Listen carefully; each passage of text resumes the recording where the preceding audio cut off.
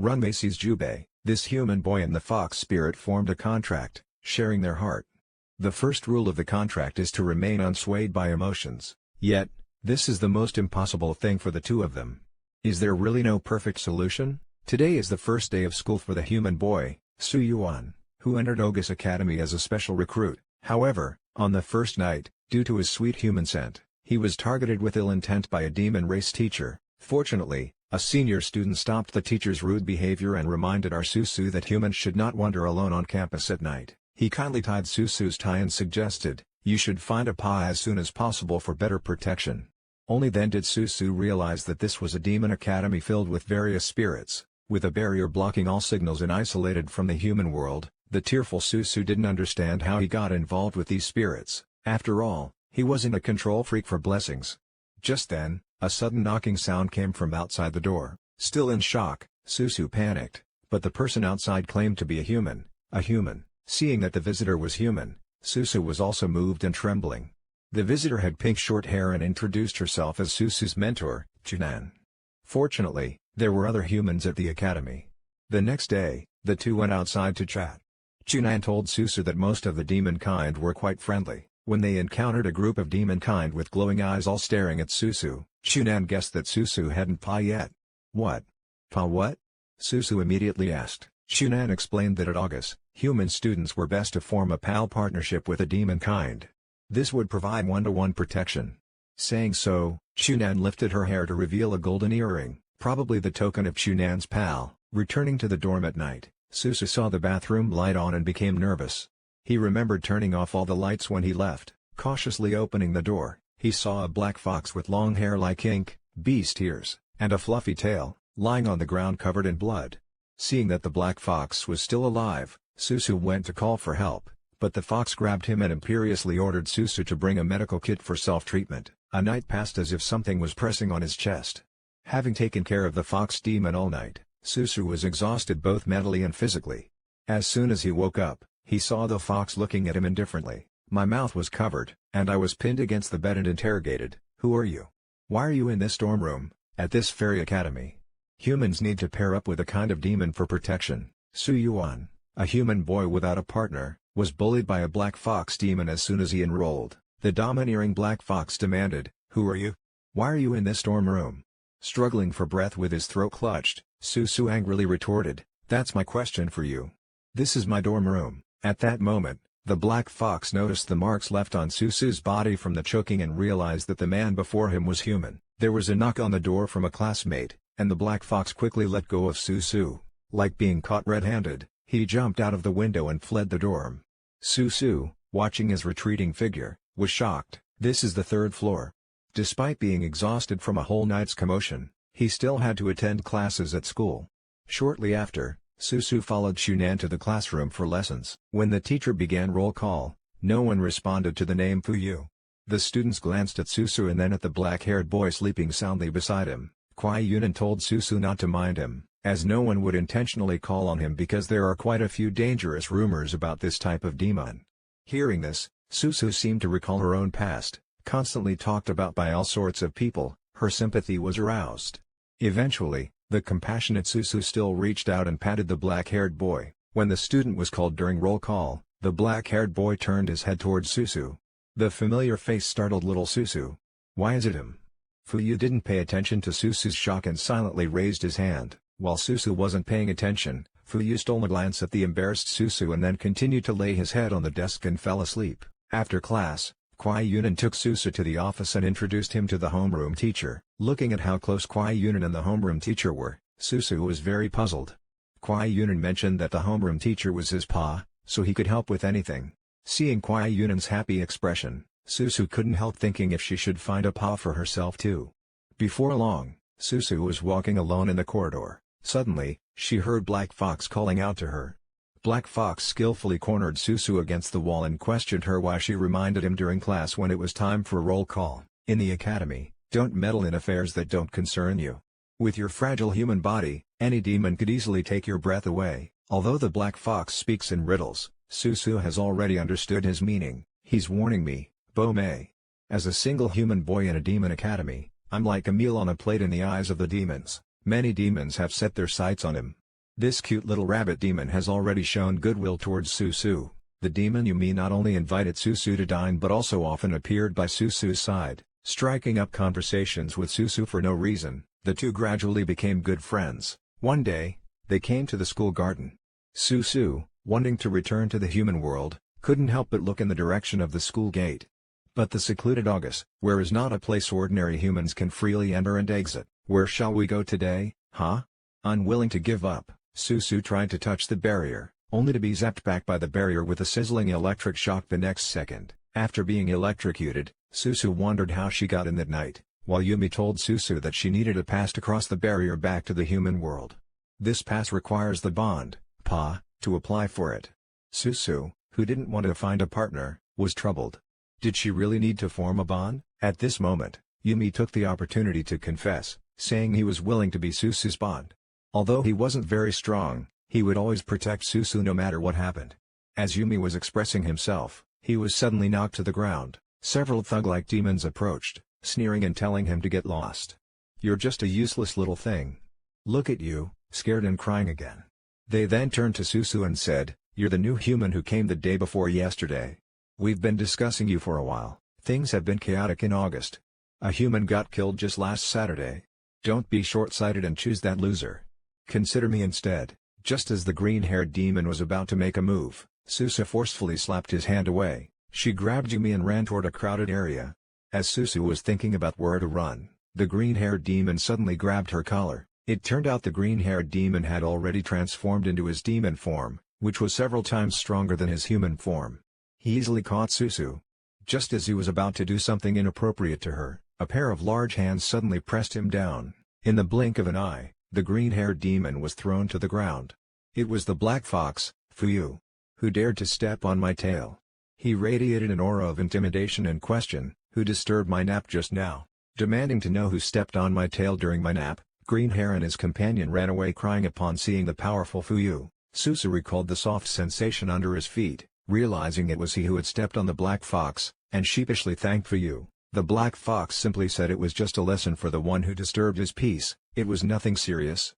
Then, he glared at the hair beside Susu. Yumi, feeling inexplicably guilty, dared not lift his head until the black fox had left, only then allowing himself to breathe. He then asked Susu how he knew the black fox, and only then did Susu realize Fuyu was a fox demon, merely saying he was a classmate. Following that, Yumi mentioned casually that the black fox was from the same year and was quite the topic of discussion back then. Susu was confused, the same year? But he's in the first grade now. Yumi also didn't know why he had repeated a year, but Susu guessed it was probably because he slept through classes. Recalling Greenhair mentioning a human incident last Saturday, Susu stopped and asked Yumi what happened. At this point, Yumi started crying. It turned out the person involved was Yumi's ex-pal. Sobbing, Susu, unsure how to comfort Yumi, felt somewhat at a loss. Yumi took the initiative to hug Susu, her eyes full of fascination.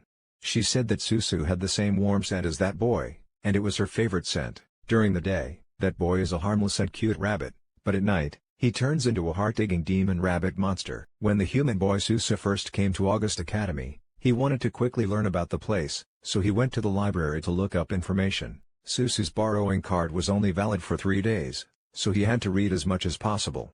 As soon as he sat down, Susu started reading books. At this time, a familiar voice interrupted, Su Yuan? You are? Jean?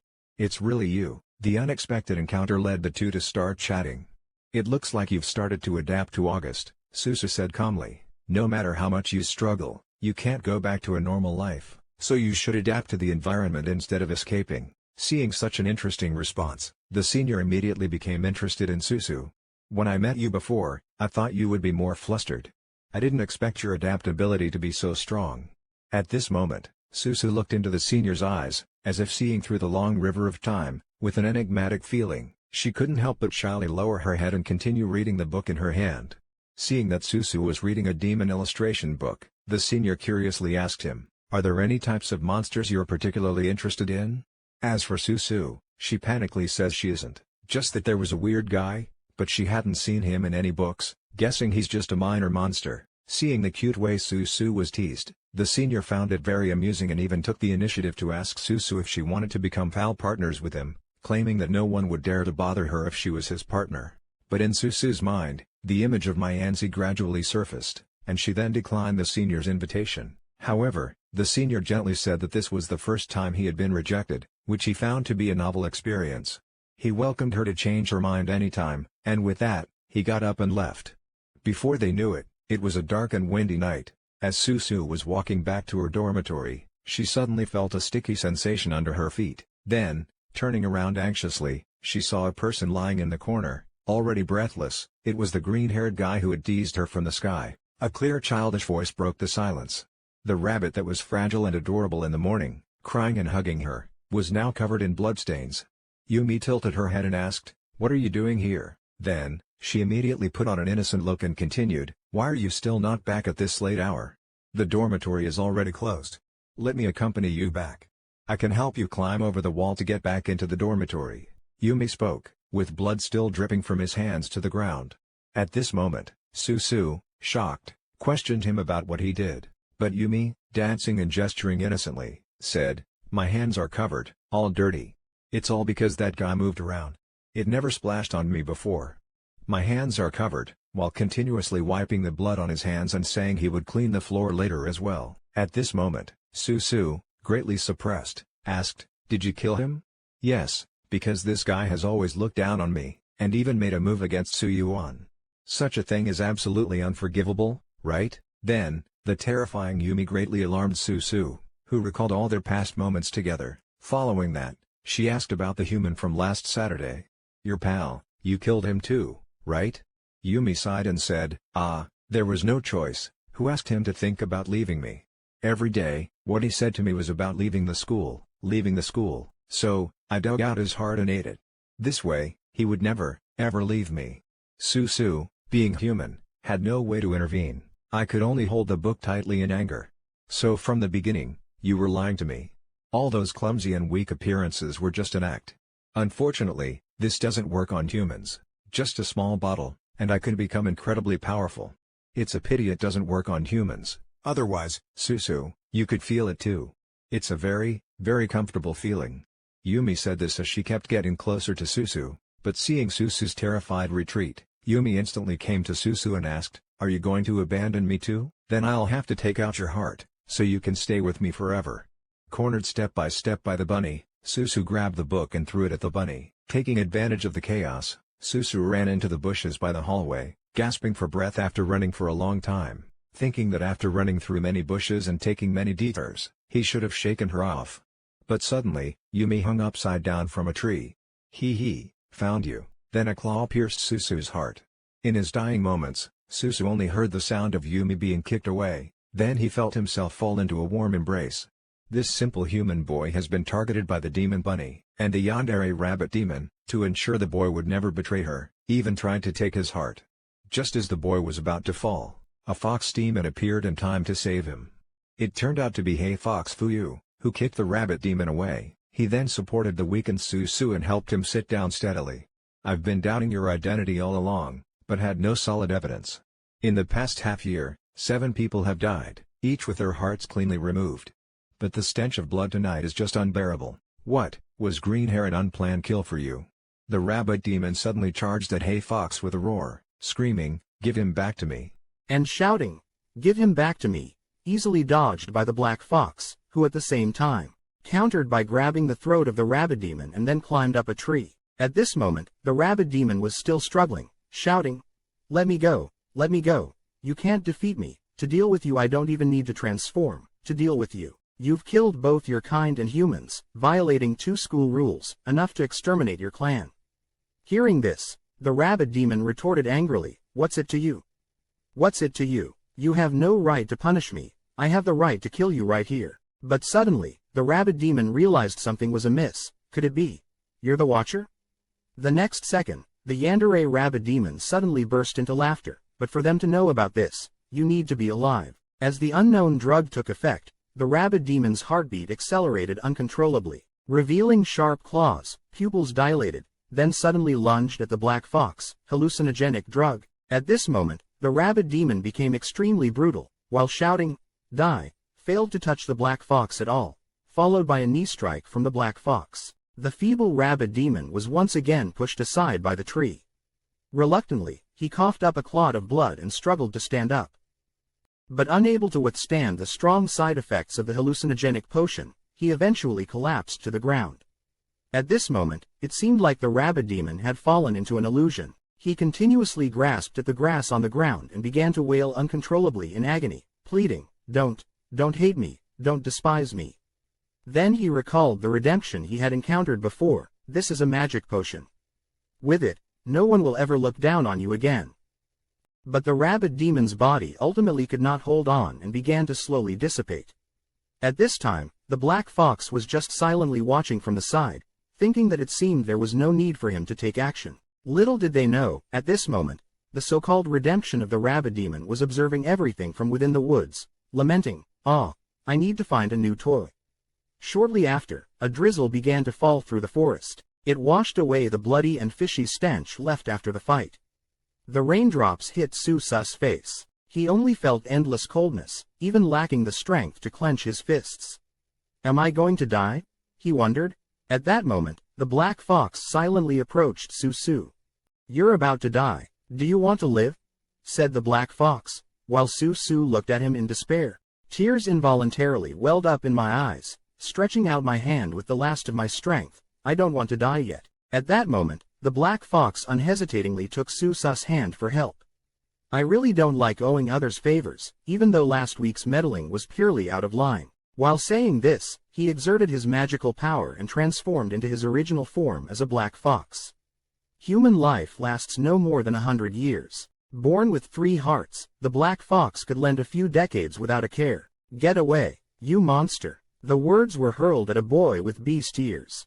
Crying incessantly, frightened, amidst the woman's piercing accusations, the boy raised scissors and fiercely cut at his own beast ears. How I wish I weren't a demon. Soon after, the boy without beast ears cried out, "Mom," to the woman. The woman then gently sighed and said, "Fu you." At that moment, Susu suddenly woke up with a start in bed. "Fu you? Is that the name of the black fox that saved me? Was everything I just saw a dream or reality?" At this moment, my good friend Chiunan shouted, "Sichung, waking me up." Chiunan came in with our homeroom teacher, Pal, and said to Susu, "You were found in the backwoods this morning and taken to the infirmary. I knocked on your door this morning and got no answer. I was super worried about you. What exactly happened to you last night?" At this time, Susu was still looking down at his chest, wondering, am I still alive? I was clearly hit by a demon's spear, and I'm injured too. I don't know, that feeling of being close to death felt so real. Seeing that Susu didn't speak, the homeroom teacher, afraid of disturbing him, then said, "Let him rest more for now." But Chiunan was complaining on the side, "No smoking in the sick room." While they were teasing and scolding each other, suddenly they looked at Susu. "What are you doing?" After being discharged, Susu looked at the empty seat beside him. "Fuyu didn't come today either? Why hasn't Yumi, the rabbit demon, appeared either? I must find out what exactly happened that night." Having arrived at Fuyu's place, Susu went alone to the dormitory floor for the demon-like creatures. But Susu couldn't figure out which dormitory it was. Suddenly, a conversation came from inside a room. Startled, Susu quickly hid. "Ouch, I heard that the rule breaker was caught. The night ban can finally be lifted, right? After half a year of chaos, he really is something. Now he's definitely going to be wiped out, right? The rule breaker? Are they talking about Yumi?" At this moment, Susa's mind conjured the image of Fuyu. Black foxes are born with 3 hearts. Lending you a few decades is no big deal. Fuyu's last words made Susu nervously clutch his chest. "So, the heart beating in my body now is his?" As he was speaking, his heartbeat suddenly quickened, as if it would jump out of his chest. Was it an illusion? Was it an illusion? But the real pain, like a knife twisting, made Susu curl up and squat down. It was not an illusion. Susu trembled and slumped against the wall. Feeling dizzy and gasping for breath, he didn't realize that blue patterns were slowly growing on his body. Just as Susu was about to suffocate from the pain, a familiar voice suddenly came. Indeed, it's useless without nourishment. That familiar voice was Fuyu, who approached Susu with snacks. In the next second, the sound of snacks falling crisply to the ground was heard, while Fuyu grabbed Susa's chin. Leaning down, he pinned the almost unconscious Susu to the corner. Then, through the contact of their lips, he transferred essence and nourishment to Su. At this moment, the view outside was exceptionally beautiful, and the sound of the breeze rustling the leaves was particularly enchanting. Under the witness of the Academy's Master of Ceremonies, human boys and monsters can form a paw. At this moment, the black fox puts an ear cuff on the human boy Su. I'll just keep your heart beating, don't expect me to care about anything else. It turns out that black foxes are born with 3 hearts. During the moments when Su was close to death, at the brink of death, it was Heihu who saved the human, Su. However, Heihu had not appeared in the days that followed, causing Su to feel uneasy. While searching for Heihu, Su nearly succumbed to a relapse of his condition. Heihu appeared once again in time to save Su, but a recuperating Su pushed Heihu away. What are you doing? Unfazed, Heihu walked aside, picked up some snacks from the ground, and said, maybe it would be better to let you die. Without my vital energy to nourish you, your heart wouldn't last a few days and you will once again become a corpse. At that moment, realization dawned upon Su. It was all true. He had saved me. Then, trembling, he stood up. Su's earlier act of pushing Heihu away made Heihu feel like his kindness was taken for granted, prompting him to complain again. Really, what a hassle. If I let you die, would the blame fall on me? Suddenly, Su grabbed Heihu's clothes. What are you doing? Let go. Why? I can't die. What? I can't die just yet. Since you saved me, you have to take responsibility. Then, Su slowly approached. Fuyu, please be my pal. For the sake of the promise to my father, I must not die now. Huh? Why should I do such a troublesome thing? Let go. Su's hand was trembling non-stop, along with her reluctant expression. HMPH, you're clearly so scared yet trying to act calm. That's why I hate humans the most. Saying that, he grabbed Su and started walking. Where are you taking me? Looking up, it turned out to be the information submission desk. The MC incessantly read the newlyweds' blessings and vows. As a mythical creature, you must protect the human pal's life. Woof. You can't force humans. Woof. Before he could finish, the black fox slammed the table, with cheese spread everywhere. The MC, trembling, handed over the token cheese spread. It was a pair of Golden Cuff Links cheese spread. The impatient black fox brought cheese to Su the next moment, leaving the manor. I only care about keeping your heart beating. Don't expect me to care about anything else. As the saying goes, the colder the beginning, the deeper the affection to follow. Is the union between a human and a monster mutual salvation, or is it growing together? This human boy and the fox demon formed a pact, sharing a heart. In the next moment, the two found themselves under the flowers and moon, witnessing the wonders of love. But the black fox arrogantly stated, I am only responsible for sustaining your life. Don't expect me to deal with any other troubles. It turns out that the black fox had saved the human boy Su by accident, leaving the scolded Su shocked at heart. Watching Su's expression, the black fox bristled and questioned whether Su was still unsatisfied, while Su looked away, feeling somewhat surprised. Actually, I was prepared to pester you for months, Su said. I didn't expect you to suddenly. Hearing this, Black Fox's face was speechless, and then there was that matter of nourishment. Do we have to stick together every time? Stick together? The candy in Black Fox's hand flew out instantly. The words, stick together, made Black Fox blush in an instant. How could such a pure act of giving nourishment be called sticking together? Not expecting such a strong reaction from the Black Fox, Su was genuinely startled, and then shyly said, actually, she had never been close to anyone else in 19 years. But this kind of thing shouldn't be a big deal for a demon, right? And the Black Fox nonchalantly said, what's the big deal? It's also my first time in over 50 years. As soon as they spoke, both of them were stunned. They didn't expect that it was both their first pure love encounter. Then the Black Fox turned around in frustration and said, HMPH. What a bother. The neck or the wrist artery will do too. Still grumbling fiercely, that just now can't be considered being close, you hear me? Looking at the Black Fox's ears flushed red from behind. Su thought to herself that the Black Fox wasn't that hard to get along with after all. Meanwhile, the dog that seemed so solemn in the morning was now frantically searching for something. Su Yuan, I found it.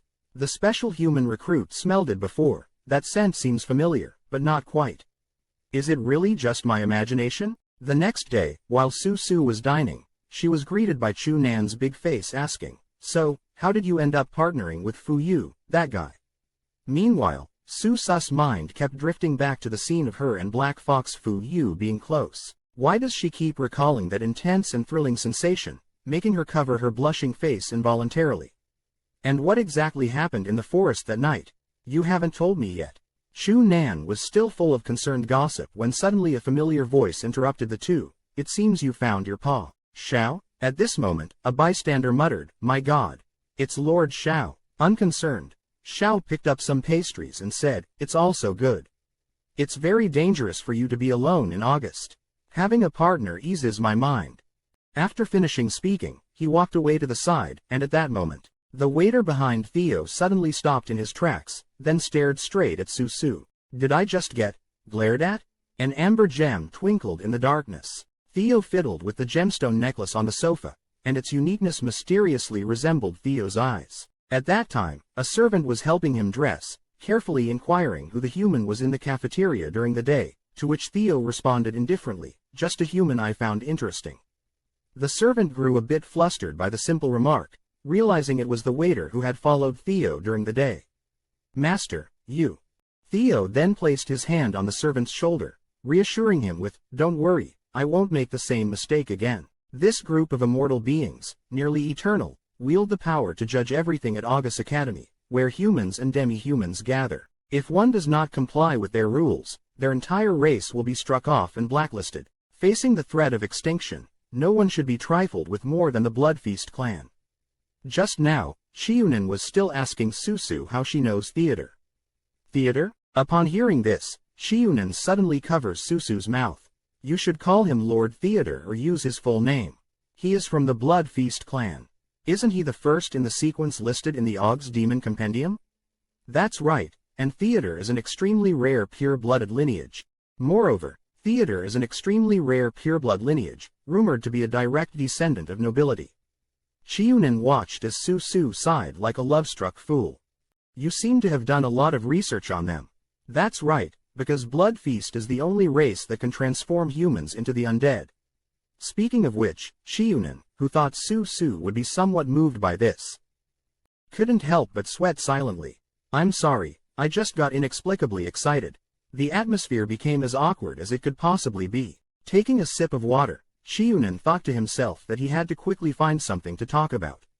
"I've talked the conversation to death again." "Oh, that's right. I've always been curious. This watch looks so old-fashioned. Why do you carry a watch when you have a cell phone?" Su Su, who was taken aback for a moment, suddenly looked down. "This is a keepsake from my father." This made Xiunan feel embarrassed and he shrank back a bit. "I'm really sorry." Then he enthusiastically continued, but before he could finish, Su Su interrupted him. "It's okay now. Actually, I don't remember much either." Xiunan felt a bit regretful hearing this. Su Su spoke unhurriedly. "My dad seems to have passed away not long after I began to remember things, and actually, I don't really remember much before the age of 8. My memory is like looking through a thick frosted glass. I can't recall anything.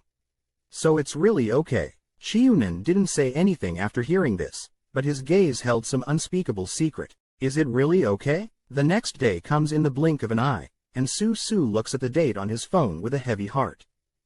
It seems like there's something important to do. The next second, he's in the homeroom teacher's office. His gaze lingers on a leave application form. But isn't it true that with a paw you can get a pass to go out? It turns out that Su Su formed a paw with He Hu to be able to get a pass to visit his mother. But at this moment, the homeroom teacher seems unwilling to approve his application. He then lowers his head in distress and sighs. Because He Hu is of a gray-listed species, he must obtain the principal's approval to leave the academy. At this time, He Hu is slumped in a corner, continuously touching his hair, as if some recessive factor is tugging at his Y chromosome. Damn it, if I had known, I wouldn't have cared about that human's life or death. In a great war 1,000 years ago, humans massively hunted down demon-like creatures. Eventually, the scattered demon-like creatures gradually formed groups, and a few powerful ones established the August Academy. An important factor for peace between humans and demons is that all demons strictly follow the hidden rules of August. Weaker demons cannot take human form and are never allowed to leave the academy. But there are some demons that naturally prey on humans and simply cannot suppress their bloodthirsty nature. The Heihu demon is one of them, innately fond of absorbing human essence. Although it's not a necessity, it has a great appeal. The Black Fox clan has a history of nearly 1,000 years, but they don't have the ability to reproduce within their own species. Only through mingling with humans is there a very small chance that a black fox will appear among their offspring. Therefore, the clan keeps many human slaves. If a human child is born, they continue to provide energy or reproduce to sustain the whole clan. For 100 years, the Black Fox family has been able to perfectly self-sustain, so they no longer need to hunt outside. Thus, they are not on the blacklist.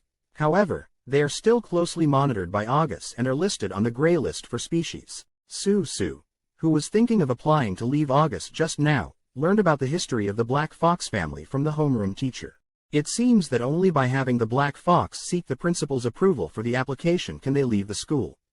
But at this moment, the Black Fox was caught in a tortuous nausea. He even wanted to crush all the candy in his mouth. He regretted caring about that person's life or death. Just encountering humans makes him feel nauseous. Damn, at this moment, Su suddenly pushed the door open.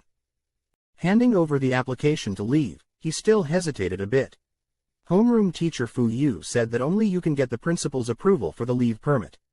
Before he could finish, the Black Fox immediately said no. Then he pushed Su against the wall. The thing I hate most is humans. It's even more impossible for me to beg that old man for you. At this moment, in Su's mind, scenes of childhood trauma with his mother kept flashing through his mind. He swallowed nervously, yet firmly stated, "But I must go out. Otherwise, who knows what those guys would do." But the Black Fox quickly retorted, "What's that got to do with me?" However, the hand pressed against the wall clenched into a fist involuntarily. It seemed he had developed feelings for Su, but in the next second, he turned to leave, saying, "I've already told you, don't come to me for anything other than making sure you stay alive." And Su, whose hand had been clenched in tension all this while, finally relaxed it, thinking, yes, he has no obligation to grant my request. Feeling helpless, he curled up weakly, thinking, but you don't understand that feeling. I'm sorry, I shouldn't have said all this to you. It's just my own selfish desire. But apart from you, I have no other way, he thought, as the authoritarian Black Fox had just left abruptly. Yet, he stopped just around the corner. Both with their backs to each other, they were both thinking of one another. Why can't either of us take the initiative? Is it that we have to face regret before we learn to cherish? At that moment, it seemed as though the Black Fox wanted to turn back and say something, but ultimately, he chose to leave. Meanwhile, Su was reminiscing about his childhood memories. What are you doing? I saw several big men moving things out of Susu's house constantly. And young Su, who was only half the height of the washing machine, but his desire to protect his home made him bravely shout, "Even if I have to sell my blood, I will definitely repay you on time. You are not allowed to hurt my family anymore." Beimei's Wang. No way. The Black Fox who had saved Su from near death the day before, decisively rejected Susu's application to leave August this time. Is he really as cold-blooded as he says? The next day after school, Su was still planning how to leave August in other ways. Thinking of the pain of touching the barrier last time, made him clench his teeth and tremble in frustration. What should I do? Just then, a large figure appeared in front of him. He was particularly nervous at this moment. The next second, the proud Black Fox slapped a piece of paper on Su and said disdainfully, "Is this okay now?" And then, disdainfully said, "This should be enough, right?" Su picks it up and sees that it's an outing application with the principal's approval stamp. Just a second ago, he was refusing. The next second, he was asking someone else for help. Su, puzzled, kept asking why. Black Fox, with a sunere twist of his head, said, "It was just a whim. I should at least let me say thank you properly before I go.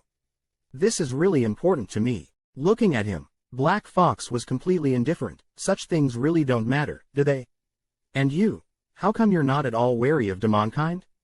Then, pulling Su along, he slowly explained, "It has nothing to do with being human or demonkind." At that moment, their eyes met, and both felt an indescribable emotion. Invisibly, it seemed to inexplicably pull the distance between them closer. HMPH, what's the big deal? It's not something noble. I did it just for myself. Saying so, He brushed Su Su's hand away. At that moment, Su Su was somewhat bewildered. What? What did you say? The next second, Black Fox loudly scolded, "Stop fussing. Also, I want to go out with you tomorrow." Su Su, who was already confused, now felt even more bewildered. Little did they know, their conversation was being clearly overheard by a little demon twirling a pen by the window. Things seemed to be getting interesting. Before this, Black Fox, who had directly left for the rooftop, went to the principal's office. "Oh dear, I thought you came to me this afternoon for something.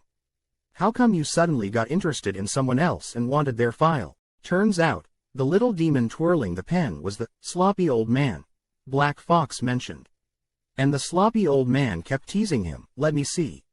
Ah, it's a single-parent family, only a mother at home." The next second, Black Fox slammed his hand on the table for a stamp, but the intrigued sloppy old man couldn't stop himself. "Are you getting sentimental?" Annoyed, Black Fox got furiously embarrassed. "Old man, stop your blabbering. It's scary how you talk. It really hurts one's feelings," he said, before stamping the outing application for Black Fox. All right. How could I give you a hard time? You are my obedient dog for free. This sudden gloom is making me lose control." But the next second, the next constant second, the quirky old man keeps rummaging for something. Right. By the way, help me bring back a few things." The irked Black Fox suddenly feels displeased, thinking, "I'm not going out anyway." Then the old man takes out some embarrassing figures and empty capsules from Gashapon Toys, saying, "Don't come back until you've collected the full set. I'll give you a list." While saying this, he hands over a black card. "Don't panic. This unlimited black card is for you to swipe at will, covering your food and accommodation. One day, old man, I'll wipe that smile off your face." Just the day before yesterday, these two boys became pa under the moonlit flowers. The next second, he was brought back home. Is meeting the parents so sudden these days? Su Su, who obtained the permission to go out through the Black Fox, now stands at the school gate, apparently pondering something. At that moment, Black Fox Fu Yu suddenly stands beside her, giving the uneasy Su Su a sense of security. With a call to leave, the two pass through the barrier of August. After many days, Su Su finally returns to the bustling real world. "We've just crossed over? It doesn't feel real at all. Looking back at the gate, it's just an ordinary human academy. The time spent at the Demon Academy feels like a distant memory." The scene shifts, and the two arrive at a lively, busy street. "Look at those two," exclaims someone as Black Fox stares ahead in embarrassed fury. At the same moment, the phone reminds, "You have reached your destination. Navigation has ended." What caught my eye were all these embarrassing figurines and flagship store posters. At that moment, Black Fox immediately turned around and explained to Su Su, "This isn't what I'm here to buy." But this explanation took Su Su by surprise. "Aren't you guys a couple?" The clerk then apologetically said, "I'm really sorry, the limited edition for handsome guys won't arrive until the day after tomorrow." At this, the speechless Black Fox was reminded of the old man principal's instruction, "I've given you a pass, but it comes with conditions, huh? Have fun." Seeing Black Fox was still insistent on buying, he then said, "If you don't mind, you could stay at my place for a few days. Although it's a bit cramped." Before he could finish, "I'll stay in a hotel," Black Fox quickly intervened, "No need for a hotel, I'll just stay in a hotel." But looking at Black Fox's empty pockets, Su Su struck a fatal blow with, "Did you bring your ID?"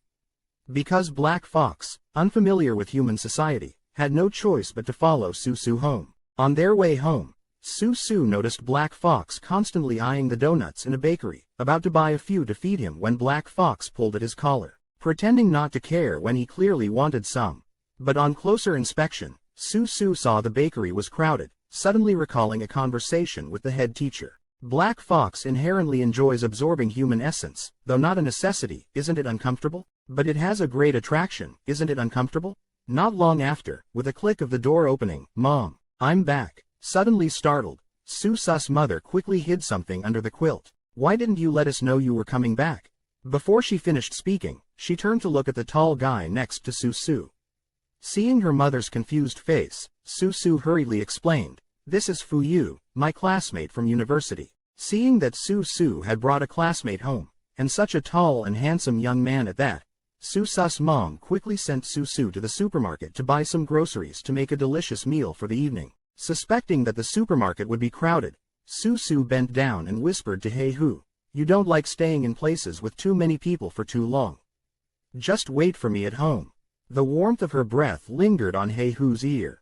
This sudden gesture left Heihu somewhat at a loss, thinking, "Who asked for your concern?" But the next second, Susu, walking alone on the street, was targeted once again.